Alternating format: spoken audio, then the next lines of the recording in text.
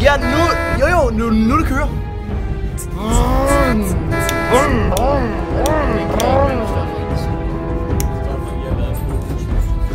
Wow, og den brænder i hjul af siden. Det hele brænder faktisk. Jeg har styr på det.